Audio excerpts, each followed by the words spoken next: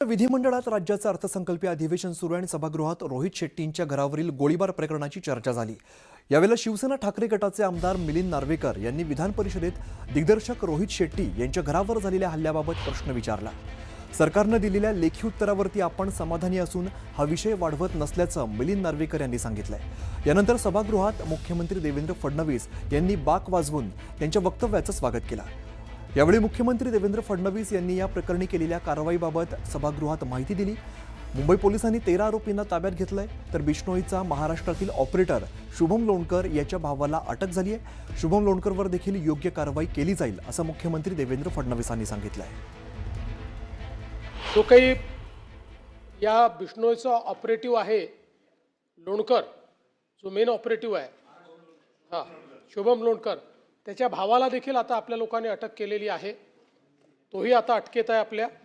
हाही फार दूर नाही आहे, हा सध्या परदेशात आहे, त्यालाही आपण शोधून आणणार आहोत।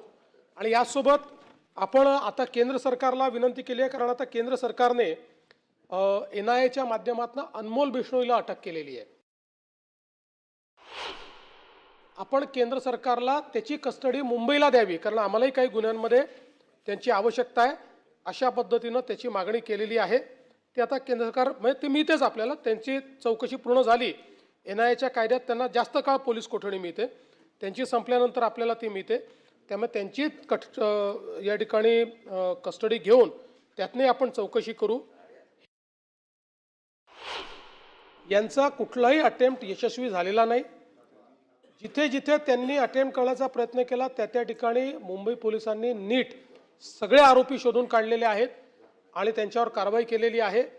आणि अशा परिस्थितीमध्ये साहजिक सेलिब्रिटीज थोडे घाबरतात वगैरे, त्यामुळे त्यांनी घाबरू नये म्हणून त्यांना पोलीस प्रोटेक्शन देणं हे देखील आपण करतो। आणि मी या सभागृहाला आश्वस्त करतो, कुठल्याही परिस्थितीमध्ये मुंबईला गँग वॉरकडे आम्ही जाऊ देणार नाही। संभाजीनगर जिल्हा परिषदेच्या अध्यक्ष आणि उपाध्यक्षपदी भाजपाने बाजी मारलेली आहे। अध्यक्षपदी अविनाश गलांडे तर उपाध्यक्षपदी जितेंद्र बाबा जयस्वाल यांची निवड झाली आहे। त्यानंतर शिंदेंच्या शिवसेनेचे नेते अब्दुल सत्तार यांनी संताप व्यक्त केलाय। शिवसेना पक्ष एकनाथ शिंदे यांच्या आदेशानुसार काम करते, आम्हाला अध्यक्षपद देण्याचं ठरलं होतं, मात्र आमचा केसानं गळा कापण्यात आला असा आरोप अब्दुल सत्तारांनी केलाय। त्यामुळे येत्या काळामध्ये शिंदे आदेश देतील त्यानुसार पुढचा निर्णय घेऊ असा इशारा सत्तारांनी दिलाय।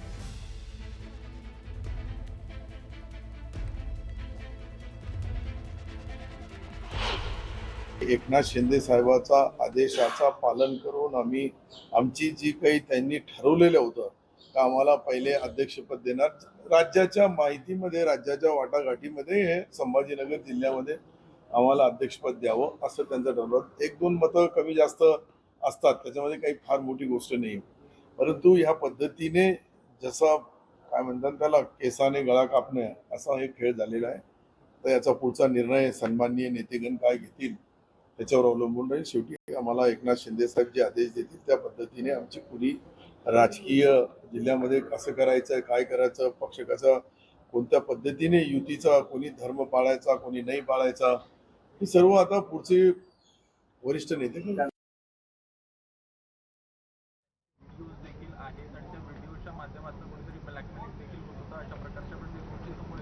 आताच त्यांना खरं तर आजच अटक झालेली आहे। त्यांच्याकडून मला वाटतं जेव्हा स्टेटमेंट्स घेतल्या जातील आणि त्यानंतर चौकशी ही आता चालू झालेली आहे। आणि चौकशीच्या सुरुवातीलाच मी आता काही बोलू शकणार नाही, परंतु एका गोष्टीची खात्री मात्र नक्की देतोय की ह्या व्यक्तीची चौकशी करत असताना ही निष्पक्ष चौकशी होईल आणि चौकशीच्या अंती दोषींवरती नक्कीच कडक कारवाई करण्यात येईल। उद्या गुढीपाडवा आहे, परवा ईद आहे, मुंबईमध्ये अनेक ठिकाणी अलर्ट आहेत, अनेक वास्तूंना धमक्या आलेल्या आहेत। असं असताना कशी सुरक्षा व्यवस्था असणार, कारण 2 मोठे सण बॅक टू बॅक येतात। मला वाटतं मुंबईमध्ये वर्षाला अनेक सण साजरे होत असतात आणि हे सण साजरे होत असताना आजपर्यंत कधीच गालबोट लागलेला नाही। सुरक्षेच्या दृष्टीने ज्या काही उपाययोजना करायच्या आहेत, जी काळजी घ्यायची आहे, ते मुंबई पोलिसांनी आजपर्यंत तत्परतेने घेतलेली आहे। ती गुढीपाडव्याच्या दिवशी आणि ईदीच्या दिवशी देखील घेतली जाईल। अजितदादा पवार संदर्भात रोहित पवारांनी काही प्रश्न उपस्थित केलेले आहेत। जय पवारांकडेही काही पुरावे आहेत आणि जय पवार जे पत्रकार परिषद घेत होते त्यांना थांबवावी लागली, कोणाचा दबाव आहे आणि त्यानंतर पत्रकार परिषद घेऊन मी खुलासे करणार आहे। रोहित वर्मा मला वाटतं रोहितजींची आणि माझी या बाबतीत कुठली अजूनपर्यंत चर्चा नाही, परंतु जर का त्यांच्याकडे त्यांनी जे काही एव्हिडन्सेस CID ऑफिसरना दिलेले आहेत नक्कीच जी काही CID मार्फत चौकशी चालू आहे त्यांचं देखील त्यांनी जे पुरावे दिलेले आहेत ते देखील कन्सिडर करूनच चौकशी पूर्ण होईल आणि जोपर्यंत चौकशी पूर्ण होत नाही तोपर्यंत मला वाटतं कुठलंही स्टेटमेंट आमच्याकडून येणं ही चुकीचं राहील. पण चौकशी ही निष्पक्ष होते, ती योग्य दिशेने चौकशी ही जाते आणि चौकशीच्या अंती जर का कोणी दोषी आढळलं तर त्यांच्यावरती कारवाई देखील होईल. मुंबईवरती होत असलेला ऍसिड हल्ला आणि त्याच्यानंतर बीडचं प्रकरण पाहता मात्र पुण्यामध्ये वैष्णवी आगवणे प्रकरणानंतर बीडमधल्या 22 वर्षाच्या तरुणीने देखील सासरच्या जाचाला कंटाळून गळफास घेतलेला आहे. महिलांच्या या अत्याचाराच्या प्रकरणामध्ये आता कुठेही मात्र हे प्रकरण वाढत चाललेलं आहे, त्यामुळे सरकारवरती अनेक प्रश्न उपस्थित केले जात आहेत विरोधकांकडून. बघा, महिलांच्या वरती अत्याचार रोखण्यासाठीच्या नक्कीच पुढची महत्त्वाची बातमी आपण बघूया. उत्तराखंडप्रमाणे महाराष्ट्रात समान नागरी कायदा लागू करा. आमदार परिणय फुकेंनी विधान परिषदेत ही मागणी केली आहे. समान नागरी कायदा राज्यात असणं आवश्यक आहे. आमदार परिणय फुके यांनी हे विधान परिषदेत त्यांनी आवाहन केलेलं आहे.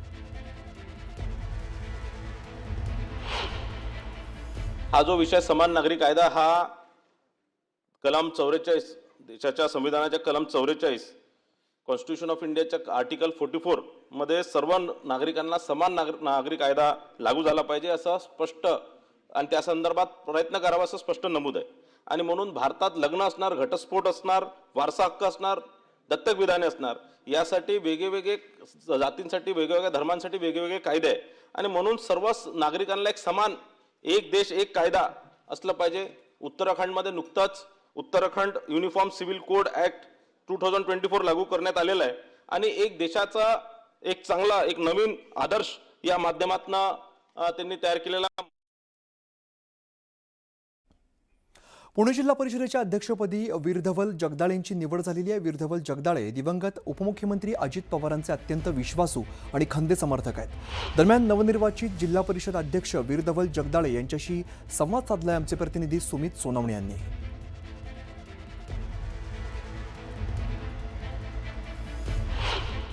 नुकतीच पुणे जिल्हा परिषदेच्या अध्यक्षपदी वीरधवल जगदाळे यांची निवड झालेली आहे. आपल्यासोबत वीरधवल जगदाळे आहेत. राष्ट्रवादीची सत्ता पुणे जिल्हा परिषदेवर आल्यानंतर ते आपल्यासोबत स्वतः वीरधवल जगदाळे आहेत. आज तुमची निवड झाली, नेमकं काय? आज छत्रपती संभाजी महाराजांचा बलिदान दिवस आहे. प्रथमतः त्यांना वंदन. आमचे नेते आदरणीय अजितदादा पवार दिवंगत नेते, त्यांना सुद्धा अभिवादन. राष्ट्रवादी काँग्रेस पार्टीने माझ्यावर एक मोठी जबाबदारी पुणे जिल्हा परिषदेची दिलेली आहे. आमचे दिवंगत नेते आदरणीय अजितदादा पवार यांचे आचार विचार आणि जिल्हा परिषद ही सर्वसामान्यपर्यंत पोहोचवायचं काम आमच्यासारखे सदस्य माझ्या नेतृत्वाखाली त्या ठिकाणी काम करणार आहेत आणि जेवढं काही पक्षासाठी लोकांसाठी करता येईल तेवढं करण्याचा मनसुबा आम्ही त्या ठिकाणी व्यक्त करतो. आपण जर पाहिलं तर वीरधवल जगदाळे यांची निवड झाली आणि त्यांनी प्रत्येक माणसाचं काम हे या ठिकाणी होणार आहे त्यांच्या माध्यमातून, अशा पद्धतीचे त्यांनी भावना व्यक्त केली आहे. कॅमेरा पर्सन दीपक सोनसह सुमित सोनवणे, न्यूज 18 मराठी, पुणे. नांदेड शहरातील राज कॉर्नर या ठिकाणी एका औषध दुकानामधून पोलिसांनी नशेच्या 1600 गोळ्या जप्त केलेल्या आहेत. पोलिसांनी बनावट ग्राहक बनत मेडिकलवरती छापा टाकला. डॉक्टरच्या चिठ्ठीशिवाय या गोळ्या दिल्यामुळे खळबळ उडाली आहे. या गोळ्यांचा वापर गुन्हेगार नशेसाठी करत असल्याचं पोलिसांनी सांगितलंय. तर अन्न आणि औषध प्रशासन आणि पोलिसांनी संयुक्तपणे धाड टाकत मेडिकलची तपासणी करत ही कारवाई केली आहे. घरगुती गॅसच्या बाबतीमध्ये काळाबाजार होण्याची शक्यता आहे असं आपलं म्हणणं आहे. मात्र अद्याप कुठल्याही प्रकारचं तसं आमच्या निदर्शनास आलेलं नाही, कारण आमचे पथकं त्या बाबतीमध्ये सतर्क आहेत. पोलीस स्टेशन निहाय पथकं आहेत, क्राईम ब्रांचची पथकं आहेत. काळाबाजार करताना कुणी सापडल्यास इसेन्शियल कमोडिटीज ॲक्ट म्हणजे EC ॲक्ट. दरम्यान पुणे पोलिसांनी सापळा रचत पिस्टल बाळगणाऱ्या तरुणाला अटक केलेली आहे. येरवडा परिसरातील चिमाघाट या ठिकाणी संशयित हालचालींची माहिती मिळताच पथकाने ही कारवाई केली आहे. विनयसिंग बावरी याच्याकडून देशी बनावटीचं पिस्टल आणि जिवंत काडतुसं जप्त करण्यात आली आहेत. पोलिसांकडून हे पिस्तूल कुठून आणलं याची सध्या चौकशी केली जाते. तर पुण्यामध्ये बेकायदेशीर पिस्तूल बाळगणाऱ्याला अटक करण्यात आलेली आहे. येरवडा परिसरामध्ये पोलिसांनी मोठी कारवाई केलेली आहे. त्याच्याकडून पिस्तूल कुठून आलं, ही काडतुसं कुठून आली याची सध्या चौकशी सुरू आहे. मात्र देशी बनावटीचं हे पिस्तूल आहे ते पोलिसांनी आता जप्त केलं आहे.